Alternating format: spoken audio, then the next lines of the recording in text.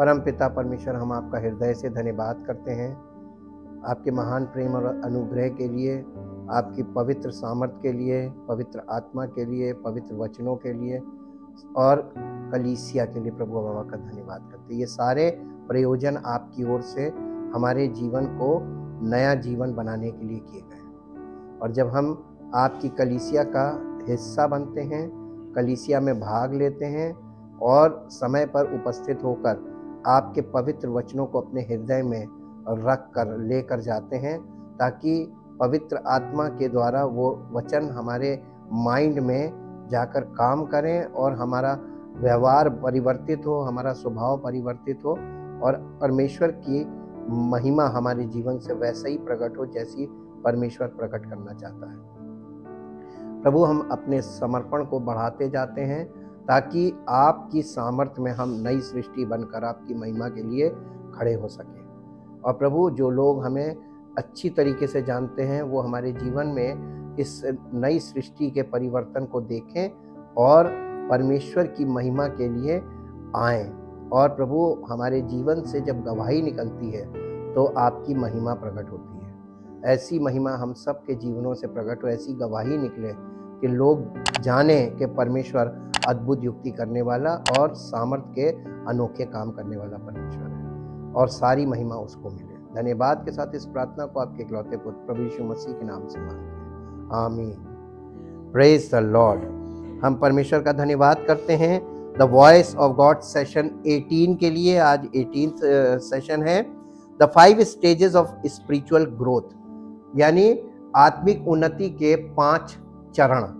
हम आपको आज इसको तीसरे चरण को शुरू करने से पहले ये 5 चरण हम हिंदी में भी समझ सकते हैं। हिंदी में हम लोग के देश में ये 5 चरण पहले से हैं, लेकिन लोगों को कभी भी शिक्षा ऐसी नहीं मिली कि वो इन 5 चरणों को समझे। फिजिकल लाइफ में 5 चरण होते हैं और फिजिकल बर्थ से शुरू होता है। पहला चरण हिंदी में होता है शिशु अवस्था, दूसरा होता बाल्यावस्था, तीसरा होता किशोरावस्था, चौथा होता युवावस्था और 5वां होता है वृद्धावस्था। ये 5 चरण जो हैं यही ग्रीक में हम लोग देख रहे हैं। न्यूनियोस शिशु अवस्था है, और उसके बाद हम लोगों ने कौन सा देखा था? पैदियोन। पैदियोन जो है वो बाल्यावस्था है। उसके बाद आता है किशोरावस्था, और आज हम जो देखेंगे टेक्नॉन, ये किशोरावस्था को हम समझेंगे। ग्रीक में वही शब्द है, ग्रीक के शब्द अलग हो सकते हैं लेकिन बात वही है, बताया वही जा रहा है। अब आप थोड़ी देर के लिए इमेजिन कीजिए कि आपकी उम्र 50 साल, 40 साल, 35 साल, और आपके अंदर जो मन में आपका मन का विकास नहीं हुआ, आपका बुद्धि का विकास नहीं होगा अगर मन का विकास नहीं हुआ। मानसिक विकास बुद्धि का विकास है, और मानसिक विकास ना होने से हमारा मन शरीर की आयु के साथ नहीं बढ़ा हुआ, तो हमारे मन के अंदर हमारा मन बच्चा। हम शरीर में बड़े हो गए लेकिन मन में अभी क्या है? बच्चा। तो हमारा व्यवहार लोगों के बीच में बच्चों वाला हम करेंगे और लोग हमारी उम्र को देखकर हमसे कहेंगे कि ये कैसी हरकत कर रहा है। तो ये एक अजीब सी स्थिति पैदा कर देता है। आज परिवारों में जो झगड़े हो रहे हैं, रिश्ते नातों में जो चीजें समस्याएं आ रही हैं, वो यही है और कुछ नहीं है, क्योंकि अब माइंड अपडेटेड नहीं हुआ according to the physical as.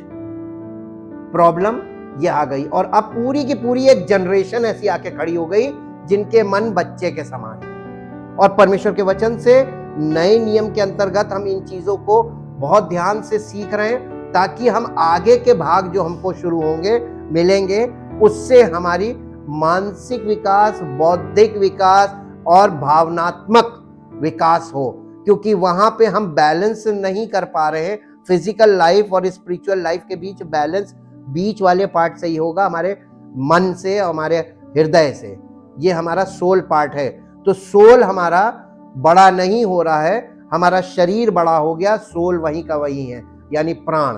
तो हम प्राणों में बच्चे हैं, और इसलिए हम परमेश्वर का नाम लेकर जब किसी के सामने खड़े होते हैं, क्योंकि हमारा पूरा विकास नहीं, आत्मिक विकास नहीं हुआ, आत्मिक तौर पर हम परिपक्व नहीं हैं, तो वहां पर हमें मुंह की खानी पड़ेगी और हम किसी को संतुष्ट नहीं कर पाएंगे अपनी बातों से, और फिर आपके लिए आपकी बेइज्जती होगी, और आपने जिसका नाम लिया है, आपकी बेइज्जती के साथ साथ उसकी भी बेइज्जती होती है जब आप उसका नाम लेते हैं। तो जब तक परिपक्व ना हो तब तक परमेश्वर के नाम को पब्लिकली जाकर प्रोक्लेम ना करें। ये ना कहें कि मैं यीशु मसीह पर विश्वास करता हूं। पूछिए क्यों? आप किसी स्कूल में पढ़ रहे हैं, बढ़िया स्कूल में, रेप्यूटेड इंस्टीट्यूशन में, और वहां पे आपका बच्चा जा रहा है, आपका बच्चा पढ़ाई नहीं कर रहा और सब जगह बता रहा हम इस स्कूल में जाते हैं, स्कूल की बदनामी हो रही ना। तो ये काम कभी ना करें। जहां पे आप जा रहे हैं वहां के पहले आप उतना उन्नति पाइए, ताकि आपको देखकर लोग खुद पूछे कि कहाँ जाते हो, तुम क्या करते हो, क्या सुनते हो, क्या कहाँ बैठते हो, तुम्हारी फेलोशिप के बारे में, ताकि वो इस चीज को जाने कि कहाँ से ये परिवर्तन इसके अंदर आ रहा है। और इसीलिए हम शिक्षा लेते हैं। देखिए, प्रीचिंग और टीचिंग में क्या अंतर है ये भी हम आपको बताते हैं। प्रीचिंग का मतलब होता है किसी चीज का प्रचार करना। प्रचार करने का मतलब किसी चीज को प्रमोट करना, कि हमारे पास ये है, हमारे पास ये चीज है। लोग प्रचार कर रहे हैं कि टीवी पे प्रचार चल रहा सामानों का, तो वो सामानों का प्रचार यानी वो सामान का दावा कर रहे हैं कि ये चीज आप लीजिए, ये चीज में ये खासियत है, ये दावा है। लेकिन जब आप उस चीज को खरीद के खुद इस्तेमाल करते तो आपको पता चल जाता कितना खोखला दावा है ना। तो प्रचार एक प्रकार के दावे हैं। दुनिया में सब लोग अपना अपना प्रचार कर रहे हैं, सब दावे कर रहे हैं, प्रचार एक दावा है। लेकिन शिक्षा दावा नहीं है, शिक्षा रद्दे है। यीशु मसीह ज्यादातर क्या करता था? शिक्षा देता था। चेलों को उसने किस चीज के लिए बोला था? जाओ शिक्षित करो। तो शिक्षा, मसीही शिक्षा आत्मिक जीवन का आधार बनती है, प्रचार नहीं। इसलिए शुरू होने से पहले हम आपको बेस बता देते हैं कि शिक्षा का आधार क्या है और क्यों जरूरी है। आज हम लोग इसके तीसरे भाग को देख रहे हैं, जिसे हम हिंदी में किशोरावस्था कहते हैं। ये ग्रीक में इसको बोलते हैं टेक्नॉन। इन अर्ली लाइफ, यानी अपने आरंभ के जीवनों में, जब बच्चा पैदा होता है, बाल्यावस्था के बाद, a child was more directly under the control of the mother than the father. यानी किशोरावस्था में, बाल्यावस्था तक बच्चा माँ के वश में रहता है, माँ के अधीन रहता है, माँ का फैन रहता है, ये एक तरीके से। लेकिन किशोरावस्था आते ही बच्चा माँ से कट ऑफ होके बाप की तरफ बढ़ता है, एक्सक्यूज मी, बाप की तरफ बढ़ता है, और वो उसके कंट्रोल की तरफ जाता है, मदर देन द फादर, और वो फिर माता के वश से निकलना शुरू करता है। The mother was it's first teacher, उसकी माँ उसकी पहली शिक्षक होती है। अब परीक्षा किसकी है? बच्चे की कि माँ की? किशोरावस्था में ये बात पता चलती है, बच्चा जो कुछ भी कर रहा है उसकी जिम्मेदारी किसकी पर आ जाएगी? Who is responsible? माँ ने अगर सही शिक्षा दी होती, शिशु अवस्था बाल्यावस्था में सही रद्दे उसके बैठाए होते, तो वो बच्चा किशोरावस्था में उसी पद चिन्हों पर आगे बढ़ता है, उसी के अकॉर्डिंग। क्योंकि माएँ यहाँ पर फेल हो जाती हैं, इमोशनल ज्यादा होती हैं, और उनको, क्योंकि वो ये सोच रही है अभी ये बच्चा है, और ये नहीं मालूम कि बच्चा वो पूरा परिपक्व है और उसका माइंड काम करने लगता है। शिशु अवस्था में कम काम करता है, बाल्यावस्था में थोड़ा ज्यादा, किशोरावस्था में वो पूरा परिपक्व होके वो करने लगता है जो वो चाहता है। तो इसलिए माँ की परीक्षा शुरू हो जाती है किशोरावस्था से, और ये बहुत इंपॉर्टेंट ड्यूरेशन शुरू हो जाता है। नीति वचन उसका पहला अध्याय, उसका 8 पद पढ़िए। हे मेरे पुत्र, अपने पिता की शिक्षा पर, ये कौन सिखाता है? ये किसको सिखाना चाहिए? माँ को। अपने पिता की शिक्षा पर कहाँ लगे? यहाँ पे स्पिरिचुअली बोला जा रहा है कि आपको, हमको, जो हम परमेश्वर की संतान है, तो पवित्र आत्मा हमारे कानों को मोड़ रहा है कि अपने पिता की शिक्षा पर कान लगाओ, यानी वहां पर ध्यान दो उसको जी। और अपनी माता की शिक्षा को, यानी माँ की शिक्षा को मत छोड़ना और बाप की शिक्षा पर मन लगाओ।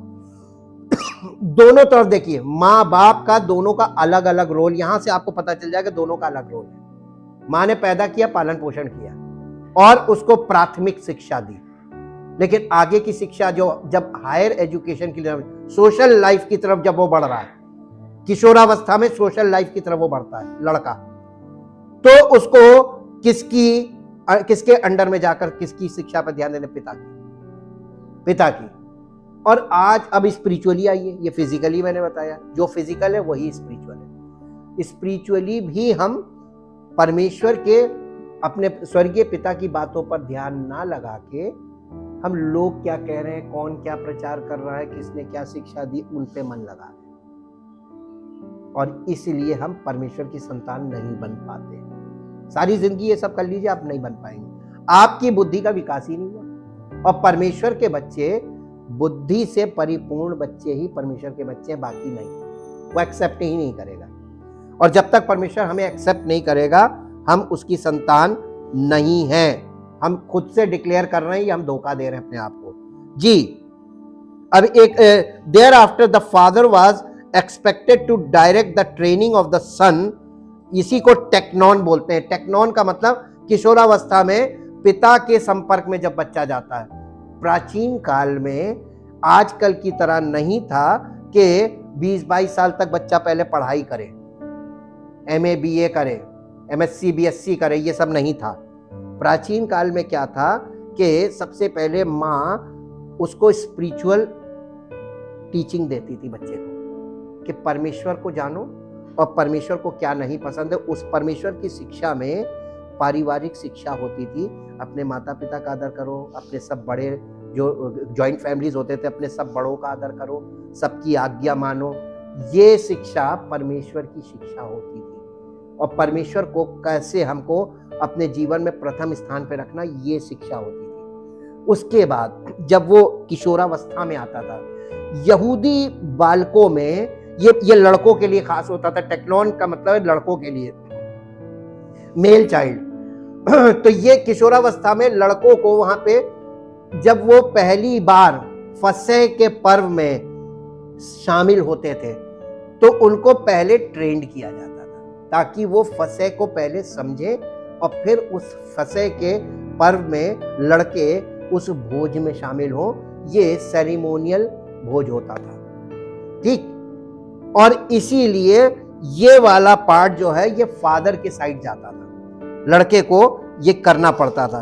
अब इसमें पढ़ेंगे हम उत्पत्ति की पुस्तक, उसका 18 अध्याय, उत्पत्ति की पुस्तक उसका 18 अध्याय, उसका नहीं 18 अध्याय का 19 पद। क्योंकि मैं जानता हूं कि वो अपने पुत्रों और परिवार को जो उसके पीछे रह जाएंगे आज्ञा देगा कि वे यहोवा के मार्ग में अटल बने रहे। यही थी परमेश्वर की शिक्षा, जो जवान बच्चों को जब वो किशोरावस्था में जाते थे वहीं से इनको ये मानना पड़ता था, और धर्म और न्याय करते रहे, ताकि जो कुछ यहोवा ने अब्राहम के विषय में कहा है उसे पूरा करें। तो पिता के बाद बेटे को उस चीज को पूरा करने के लिए प्रिपेयर किया जाता था। निर्गमन की पुस्तक 12 अध्याय का 26 पद। और जब तुम्हारे बच्चे तुमसे पूछे, ये किशोरावस्था की बात है, जहां पूछे इस काम से तुम्हारा क्या मतलब है, तब तुम उनको ये उत्तर देना, यहोवा ने जो मिस्रियों के मारने के समय मिस्र में रहने वाले हम इजराइलियों के घरों को छोड़कर हमारे घरों को बचाया, इसी कारण उसके फसह का तो ये फसह के बलिदान को समझाया जाता था। यहूदियों में आज तक ये प्रथा चली आ रही है। और मसीह में आइए तो मसीह हमारा फसह का मेमना कौन? तो हमको, कलीसिया के लोगों को, उस फसह को यानी मसीह को, जो फसह का मेमना है, फसह के मेमने का मांस खाते थे और उसका लहू पीते थे। यीशु मसीह ने यही बात यहूदियों को बोली थी कि जब तक तुम मेरा मांस ना खाओ, मेरा लहू ना पियो, तो तुम्हें अनंत जीवन नहीं मिलेगा। यहीं से उसके सारे चेले उसको छोड़कर चले गए। कहने लगे ये तो बहुत कठिन बात है, ये कोई नहीं कर सकता। लेकिन ये बात वो ऐसी बोल रहा था ताकि वो यहाँ पे जो लिखा है उसके अनुसार वो समझे, लेकिन उन्होंने इसकी आत्मिक अर्थ को नहीं समझा। जब आप कलीसिया में आते हैं और परमेश्वर का वचन पवित्र आत्मा के द्वारा जो आपके अंदर जा रहा है, ये आपके प्राणों की खुराक है, तो ये आत्मिक भोजन है। और आत्मिक भोजन के विषय में नया नियम कहता है आत्मिक दूध और आत्मिक अन्न और आत्मिक स्ट्रॉन्ग मीट भी बोला गया। तो 3 श्रेणी है भोजन की। तो ये हम लोग जो अभी आप लोगों को मिल रहा है, ये आत्मिक दूध से अन्न की ओर जाने के लिए मिल रहा है। लेकिन आत्मिक अन्न खाने के बाद आपको फिर उससे भी स्ट्रॉन्ग खाना, वो है प्रकाशन। तो अभी हम लोग उस लेवल पे नहीं बढ़े हैं। ये उससे संबंधित बात है। निर्गमन की पुस्तक 13 अध्याय का 8 पद पढ़िए।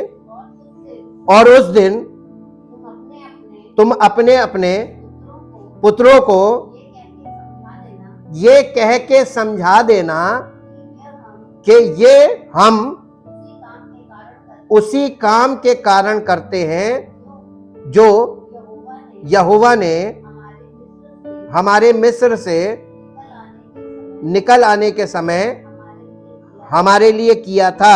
14 और 15 पद पढ़ दीजिए।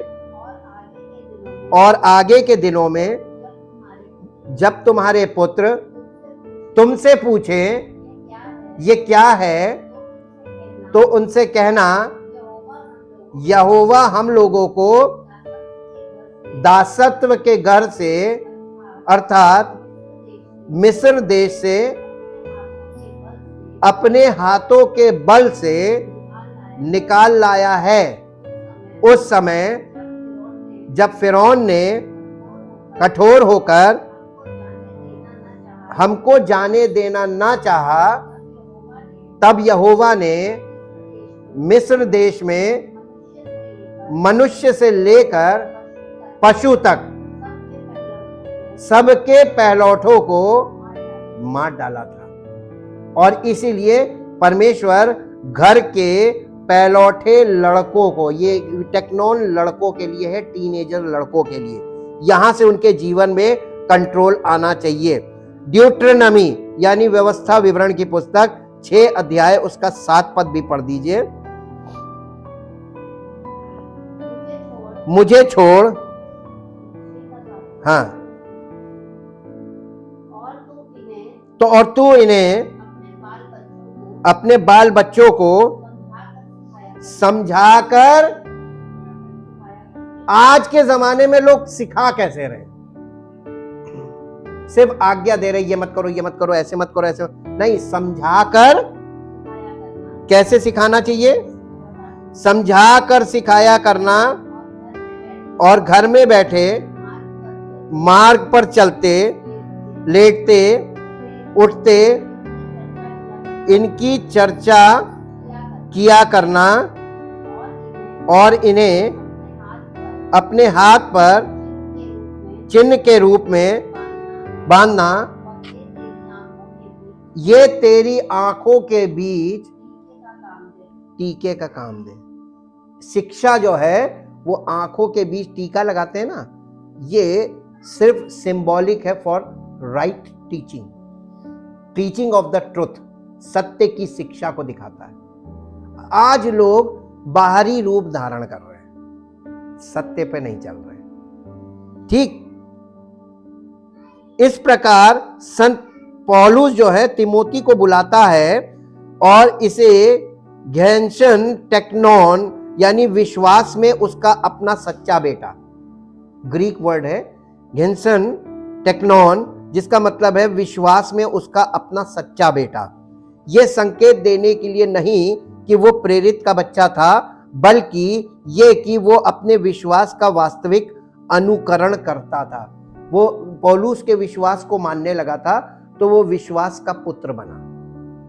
ठीक, जब आप यीशु मसीह पर विश्वास करते हैं, किसके द्वारा विश्वास करते हैं, उसके लिए आप टेक्नोन के समान हो जाते हैं, एक पुत्र के समान। लेकिन ये पुत्र विश्वास का पुत्र है, उसका बायोलॉजिकल पुत्र नहीं होता है, और ना वो उसको अपना पिता कहता था, क्योंकि यीशु मसीह ने कहा था किसी को भी अपना पिता मत कहना। पिता के जैसा सम्मान देना, आदर देना, ये इस बात का प्रतीक है कि आप उसकी आज्ञा मानते हैं जैसे अपने पिता की मानते हैं। जब आप फिजिकल फादर की आज्ञा मानने वाले लोग जब परमेश्वर के वचन को जिसके द्वारा प्राप्त कर रहे हैं उसको वही आदर देते हैं, तो सबसे पहली प्रमुख चीज इसमें क्या मालूम है? इसमें उसको आदर आप दे रहे हैं। उस आदर को कैसे देना है? उसको पिता बोलकर आदर नहीं मिलेगा। उसको आप फादर मत बोलिए, पिता मत बोलिए, लेकिन आप आज्ञा मानिए। जब आप आज्ञा मानेंगे ना, क्योंकि वो भी पवित्र आत्मा के वश में होकर काम कर रहा है, तो आप उसको दोषी मत बनने दीजिए। आपके कारण वो दोषी बन जाएगा। तो आपको पिता नहीं कहना। यीशु मसीह ने कहा किसी को अपना पिता, एक तुम्हारा बायोलॉजिकल फादर है और एक तुम्हारा स्वर्गीय पिता है, और इन दोनों के बीच सिखाने वाले बहुत से आएंगे। सिखाने वाले में पिता का प्रेम है, प्रभु यीशु मसीह का अनुग्रह और पवित्र आत्मा उपस्थित है। तो इनका आदर कैसे करना मालूम? यीशु मसीह ने क्या कहा था? तुम मुझे हे प्रभु मत कहा करो। क्यों कहते हो जब तुम मेरी आज्ञा नहीं मानते हो? तो यीशु मसीह को क्या पसंद था कि लोग प्रभु प्रभु करें या आज्ञा माने? आज्ञा मानोगे तो तुम मेरे भाई हो, उसने कहा था। तो हम यीशु मसीह को अपना भाई नहीं बनाना मानते, क्योंकि वहां आज्ञा माननी पड़ेगी। हम प्रभु प्रभु कर रहे हैं, तो ये प्रभु प्रभु नहीं करना है। और इसीलिए यहां पर इस बात को आपको शिक्षा के रूप में बताया जा रहा है। ये संकेत देने के लिए नहीं कि वो प्रेरित का बच्चा था, बल्कि ये कि वो अपने विश्वास का वास्तविक अनुकरण करता था। टेक्नोन की विशेषताएं क्या है? प्राकृतिक अर्थ में टेक्नोन एक किशोर है, ये किशोरावस्था है।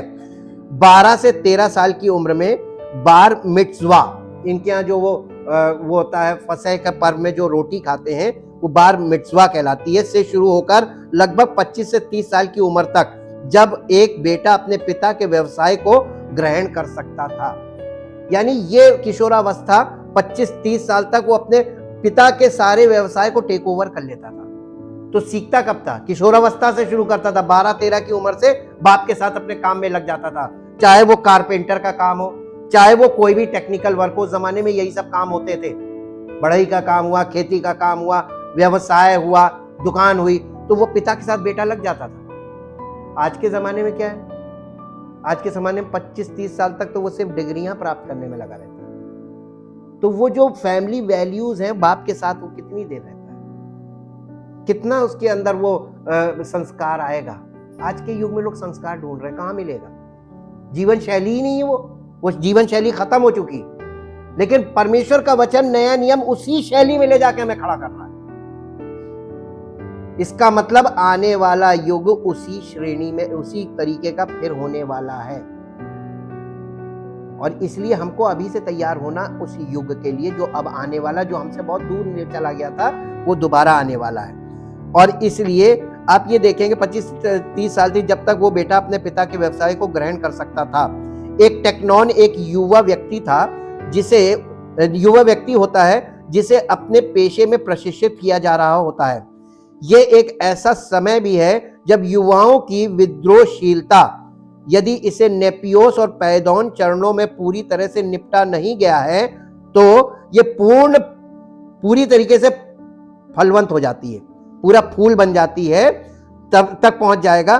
किशोरों को आम तौर पर अपना रास्ता चाहने के लिए जाना जाता है, ये सोचकर कि वे सब कुछ जानते हैं और कोई जवाबदेही नहीं चाहते। उनको देखिए, आप टीनेजर्स ऐसे होते हैं जैसे उन्हें सब कुछ मालूम है, लेकिन वो अकाउंटेबिलिटी नहीं लेते, कोई जवाबदेही नहीं। जो मेरे मन में आएगा वो करेंगे। विद्रोह, हर घर में आपको ये बच्चे मिलेंगे, और इस स्टेज के बच्चे सब विद्रोह कर रहे हैं आज भी। आज ये क्या दशा हो गई? क्योंकि अब वो जीवन शैली नहीं रही। जीवन शैली का आपको समझ में आ रहा ना कि प्रॉब्लम्स क्या हो रही हैं। और ये आज ऐसी मुसीबत बन गया है कि वो अपना रास्ता चुनने के लिए जाना जाता है, ये सोचकर कि वो सब कुछ जानते हैं और कुछ जवाब दे ही नहीं चाहते। और दूसरी ओर जीवन के इस पड़ाव पर वे जबरदस्त विकास का अनुभव कर सकते हैं और जबरदस्त मात्रा में सीखने में सक्षम है। एक बार फिर जैसा कि ये प्राकृतिक में है, वैसे ही ये आध्यात्मिक, यानी जैसे ये फिजिकल में प्रॉब्लम दिख रही है आपको, ये स्पिरिचुअल प्रॉब्लम भी सेम चल रही है। What is in the physical realm that is also in the spiritual realm। आध्यात्मिक क्षेत्र में भी आपको यही प्रॉब्लम दिखाई देगी, कलीसियाओं में यही प्रॉब्लम है और कलीसिया से जुड़े परिवारों में भी यही प्रॉब्लम। जो अपने आप को कहते हैं मैं विश्वासी हूं, उनके बच्चे विद्रोह कर रहे हैं, उनके बच्चे अपने माता पिता के साथ सहमत नहीं हो रहे हैं, क्योंकि बाल्यावस्था में वो चीजें जो मिस कर गए, जो उनके अंदर रद्दे बैठाने थे, वो नहीं बैठाए गए। अब जिम्मेदारी टोटल किसकी हो गई? ये 3 चरण उसके बेकार हुए जो समय पर उसके अंदर पूरे होने थे। अब बताइए, जब वो इसी तरीके से पेड़, जब पौधा, जब तना उसका मजबूत हो गया, अब बताइए उसके पास क्या रास्ता बचा माँ बाप के पास कि उसकी उस पेड़ को जो टेढ़ा हो गया उसको सीधा करे? कोई रास्ता है? लेकिन परमेश्वर ऐसे लोगों को भी निमंत्रण देता है कि कलीसिया में आओ और समर्पण करो, पवित्र आत्मा काम करेगा और तुम्हारे जीवन को, जब वो समर्पण करेगा तब, जबरदस्ती नहीं। तो परमेश्वर हर स्टेज पे हमारे जीवन में काम कर सकता है। हाँ, और इसीलिए यहां छोटे बच्चे शब्द वास्तव में टेक्निया है, जो टेक्नॉन का बहुवचन है, इसका प्लूरल है। ये टेक्नॉन चरणों के दौरान है कि कई कलीसियाएं जो हैं वो विभाजित हो जाती हैं, क्योंकि अलग अलग टेक्नॉन किसी दिए गए कलीसिया के नियंत्रण में होने का प्रयास करते हैं। लूका रचित सुसमाचार उसका 22 अध्याय, उसका 24, 25, 26, 27 पद पढ़ दीजिए, 24 से 27 तक। लूका रचित सुसमाचार 22 अध्याय,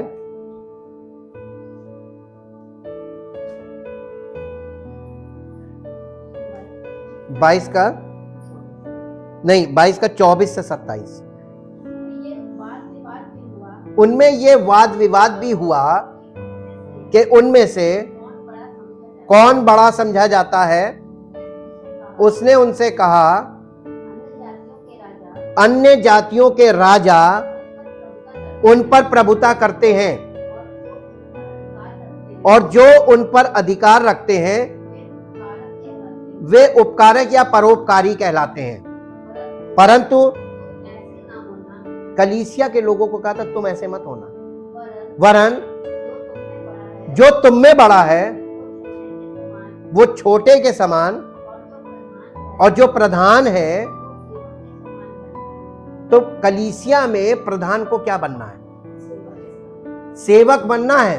लोग उसकी सेवा ना करें, वो करे सेवा। जैसे माता पिता बच्चों की सेवा करते हैं, बच्चों के लिए सब कुछ करते हैं, तो माता पिता करते हैं ना, बच्चे तो नहीं करते हैं। तो कौन सेवक हुआ बच्चों का? माता पिता। और आत्मिक क्षेत्र में आइए तो यहां पर तो सेवक अपनी सेवा करवा रहा लोगों से। ये उल्टा हो गया कि नहीं हो गया? ये गलत है। इसलिए कलीसियाएं उन्नति नहीं पाएंगी जी। क्योंकि बड़ा कौन? वो जो भोजन पर बैठा है या वो जो सेवा करता है? क्या वो नहीं? यानी बड़ा कौन है? जो भोजन पे बैठा है। परंतु मैं तुम्हारे बीच में, यीशु मसीह अपने आप को कह रहा, मैं तुम्हारे बीच में सेवक के समान हूं, मैं तुम्हें भोजन करा रहा हूं। फिजिकल वो 5 रोटी खिला के उसने आत्मिक भोजन खिलाने के प्रोसेस को बताया था कि मेरे पास जितने आएंगे मैं उनको खिला के तृप्त करूंगा। स्पिरिचुअल फूड, फिजिकल फूड नहीं। और वो आपको, जब आप उसकी शरण में आते हैं तो आपकी आत्मा का भोजन देता है और वो खुद खिलाता है। ये किसी को खिलाने की अनुमति वो नहीं देता, ये याद रखिएगा। इसलिए उसने कहा था तुम उस भोजन के लिए परिश्रम क्यों करते हो जो तुम्हें अनंत जीवन नहीं दे सकता, नाशवान भोजन। उस भोजन के लिए क्यों नहीं परिश्रम करते हो जो तुम्हें मनुष्य का पुत्र अर्थात यीशु मसीह देगा, जिस पर परमेश्वर ने छाप लगाई है। तो स्पिरिचुअल फूड कौन देगा ना? और यीशु मसीह का जो कोई मेरे पास आता है वो भूखा ना होगा और जो मुझ पर विश्वास करता वो प्यासा ना होगा। तो यीशु मसीह के पास आने का मतलब कलीसिया से जुड़ जाना और आत्मा की भोजन को प्राप्त करने लगना। भूखा नहीं होगा, आपको भूख लगनी नहीं चाहिए, और अगर भूख फिर भी लग रही तो इसका मतलब आप उसको खा नहीं पा रहे जी। अब यहां पे देखते हैं कि ये एग्जाम्पल के बाद, हालांकि अगर ठीक से अनुशासित और नियंत्रित किया जाता तो टेक्नॉन कलीसिया में एक महत्वपूर्ण शक्ति हो सकती है, क्योंकि उनका उत्साह और प्रभु में विकास कलीसिया में यानी इंजीलवाद और विकास को बढ़ावा दे सकता है। टेक्नॉन अभी तक व्यवसाय चलाने के लिए पर्याप्त नहीं जानता, यानी ये जो जवान बच्चे हैं, टीनेजर्स, इनको व्यवसाय कैसे चलाना है, इनको फुल फ्लेज मालिक बना के नहीं बैठाया जा सकता। अगर बाप पीछे से हट गया ना, बिजनेस चौपट हो जाएगा, क्योंकि जितने लिंक्स पिता के समय के बने वो पुत्र के स्वभाव से और उसके व्यवहार से खराब हो जाएंगे। और यही हुआ, सारे व्यापार क्यों टूटे, पुराने व्यापारियों के व्यापार क्यों खत्म हो गए, क्योंकि उनकी दूसरी, तीसरी, चौथी पीढ़ी आई, सब नाश कर दिया। इसी तरीके से कलीसिया में भी है, अगली पीढ़ी आके जो पिता ने सेवा शुरू करी थी, उसकी उस पिता के प्रेम को, मसीह के अनुग्रह को, पवित्र आत्मा की उपस्थिति को खत्म कर देती। पीढ़ी चेंज हुई नहीं कि सब खत्म, जवान बच्चों के हाथ में नहीं देना चाहिए, जो आज कलीसियाओं में जवान बच्चों के हाथ में दे दिया गया है। लेकिन ये कलीसिया के विभिन्न आउटरीच को प्रचार करने और समर्थन करने में सक्षम है, और इसीलिए बढ़ने के लिए टेक्नॉन को क्या करने की जरूरत है, इनको ये गर्व और अहंकार की भावना को नियंत्रित करना, जो हमें इसे अपने तरीके से करना चाहते हैं, इस चीज को हमें इनके अंदर से निकालना होता है।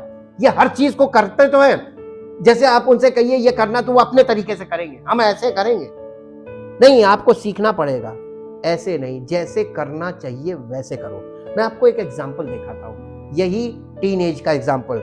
मेरे साथ निकालिए पहला सैमुएल उसका 3 अध्याय, जल्दी से निकालिए पहला सैमुएल उसका 3 अध्याय। 3 अध्याय, यहाँ पे हेडिंग है शैमुएल को यहोवा का दर्शन। सैमुएल वो बच्चा है जो एली के पास छोड़ा गया था, किसी ने मन्नत मानी थी, उसको बच्चे नहीं होते थे, परमेश्वर ने उसको पुत्र दिया, और उसने ये मन्नत मानी थी कि अगर तू मुझे पुत्र देगा तो मैं इस पहलौठे बच्चे को तेरी सेवा के लिए मंदिर में अर्पित कर दूंगी। अर्पण था, ये अर्पण किया हुआ बच्चा। जब तक आप बच्चे के समान अर्पण नहीं करेंगे अपना और सीखेंगे नहीं, परमेश्वर की आवाज कभी नहीं सुन पाएंगे। ये चीज आपको यहाँ सीखने को मिल जाएगी। और ये टीनेज की बात है, जब ये इंसिडेंट हुआ उस समय ये टीनेज में आ गया था, ये 13 से 14 के बीच का उम्र का है जी। अब पढ़िए इसको पहले पद से। वो बालक शैमुएल एली के सामने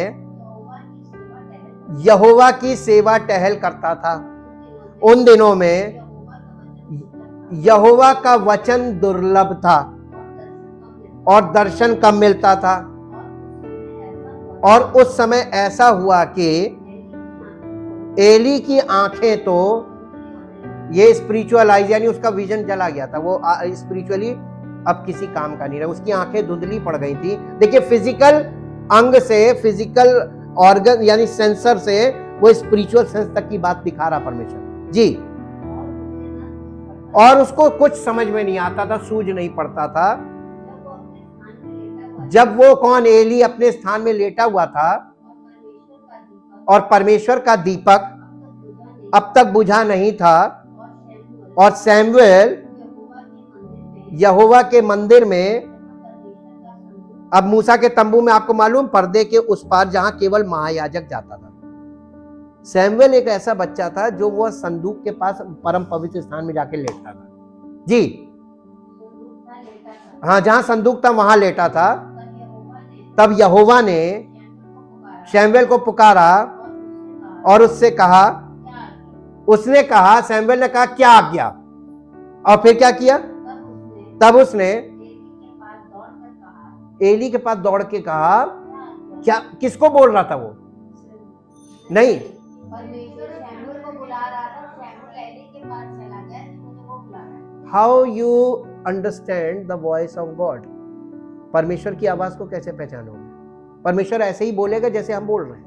आप हमारी आवाज सुन रहे हैं, परमेश्वर की आवाज भी ऐसे ही आएगी और आपको साफ सुनाई देगी कि कोई आपको बोल रहा है। और एली, वो सैमुएल जो था वो बच्चा था, उसके लिए ये पहला एक्सपीरियंस था। वो दौड़कर एली के पास गया, कहने लगा क्या आज्ञा जी, तूने मुझे पुकारा है।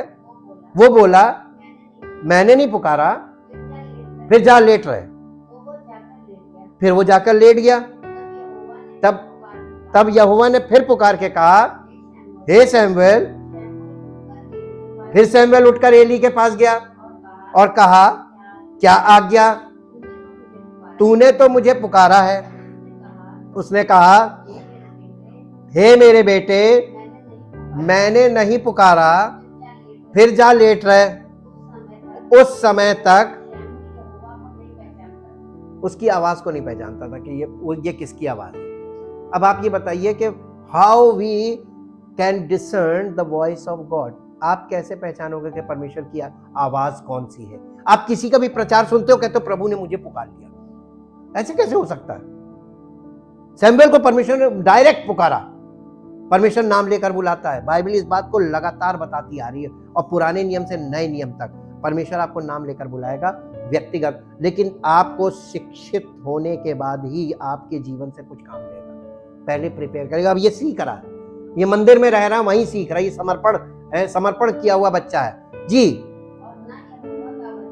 और ना यहोवा का वचन ही उस पर प्रकट हुआ था। फिर तीसरी बार यहोवा ने शमूएल को पुकारा और वो उठ के एली के पास गया और कहा क्या आज्ञा है, तूने मुझे पुकारा है। तब एली ने समझ लिया। किसको मालूम होता है ये 3 बार हुआ। तीसरी बार किसको पता चला कि ये कौन बुला रहा है? एली, महायाजक था वो। तो महायाजक ही समझ सकता है कि ये कौन पुकार रहा है। संदूक के पास कोई जा नहीं सकता। मैं बाहर लेटा हूं, मैंने पुकारा नहीं, तो और कौन हो सकता है? द ओनली गॉड जी। अब देखिए, ये उसको सिखाएगा। एली ने उससे कहा, इसलिए एली ने शमूएल से कहा जा लेट रहे, और यदि वो तुझे फिर पुकारे तब तू कहना हे यहोवा कह, क्योंकि तेरा दास सुन रहा है। तब शमूएल जाकर अपने स्थान पर लेट गया। अभी तक तो पुकार रहा था, उसकी आवाज को पहचानने के लिए वो चाह रहा था, यहोवा चाह रहा था कि एली इसको सिखाए कि ये आवाज किसकी है।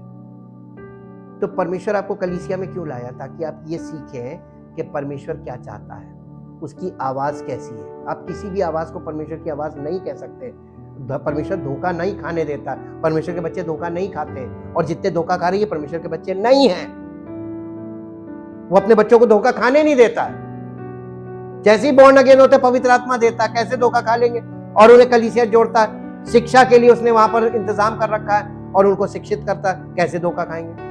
जो वचन से जानकार नहीं वही धोखा खाते हैं जी। तब यहोवा आके खड़ा हो गया, प्रकट हो गया, और पहले के समान पुकार कर कहा सैमुएल सैमुएल। सैमुएल ने कहा कह। ये सीखा किससे था उसने? एली से। और मालूम आपको, एली को परमेश्वर ने रिजेक्ट कर दिया था, लेकिन एली ने अगला कदम उस बच्चे को सिखा दिया था कि ये उसकी आवाज है, तुम उससे बात कर लेना, वो तुमसे बात करना चाहता है। अगर पर यहोवा को सैमुएल को कुछ कहना था, वो तो बच्चा था, तो उसने एली से क्यों नहीं कहा, सैमुएल से ही क्यों बात कर रहा था?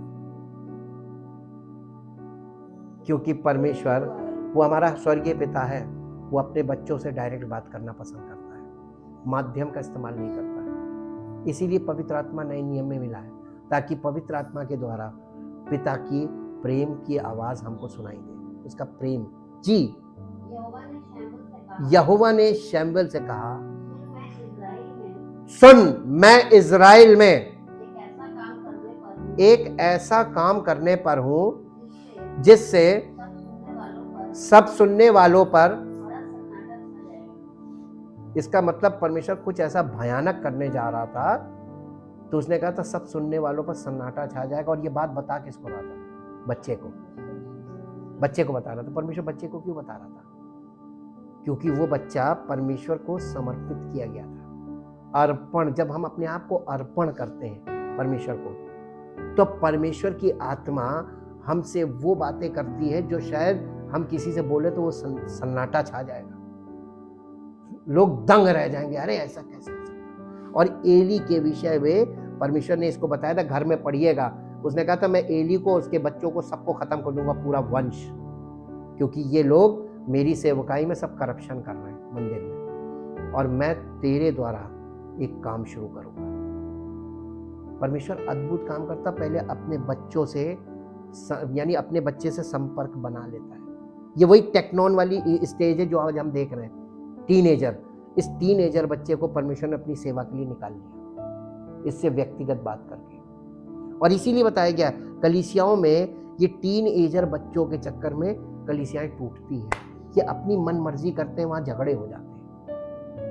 हालेलुया। और ऐसा क्यों है? क्योंकि बड़े लोग बच्चों के हाथ में कलीसिया की सारी जिम्मेदारी छोड़ देते हैं। ये गलत है। बच्चे अभी टीन एज में हैं और ये एज शैतान के लिए बहुत बड़ा अवसर बन जाएगी उनके जीवन से काम करने का। हालेलुया। अब हम लोग इसके आगे के चरण को, जो इसका जो चौथा चरण होगा उस पर कल जाएंगे, वो युवावस्था है, और उसके बाद एक फाइनल स्टेज आ जाती है और वो वृद्धावस्था या प्रौढ़ावस्था। हम परमेश्वर का बहुत धन्यवाद करते हैं उसके पवित्र वचनों के लिए, और वचन के द्वारा हम उन बातों को सीख रहे ताकि हमारा मन जो बच्चा है वो बड़ा हो जाए। नहीं तो आपके बच्चे ज्यादा बड़े हो गए और आप छोटे रह गए तो बच्चे आप पर हावी हो जाएंगे, और वही हो रहा है। Thank you, thank you, thank you Jesus. परमपिता परमेश्वर, हृदय से आपका धन्यवाद करते हैं आपके पवित्र वचनों के लिए, जो पवित्र आत्मा के द्वारा हमारे जीवन में हमारे भीतरी मनुष्यत्व को विकसित करने के लिए हमें प्राप्त हो रहे हैं। धन्यवाद करते पिता परमेश्वर, और विश्वास करते हैं कि वाकई में आप प्रेम भी करते हैं, अनुग्रह भी करते हैं, और अपनी उपस्थिति में हमें परिवर्तित करके अपनी महिमा का कारण बनाना चाहते हैं। इसलिए हम अपने आप को संपूर्ण रूप से समर्पित करते हैं, और हर विश्वास करने वाला जितना ज्यादा समर्पित होगा, हमें यह विश्वास है प्रभु, उतना वो आपकी महिमा उसके जीवन से प्रकट होगी। सारी महिमा आपको मिले। इस प्रार्थना को आपके इकलौते पुत्र प्रभु यीशु मसीह के नाम से मांगते हैं, आमीन। Praise the Lord. परमेश्वर आपको आशीष दे।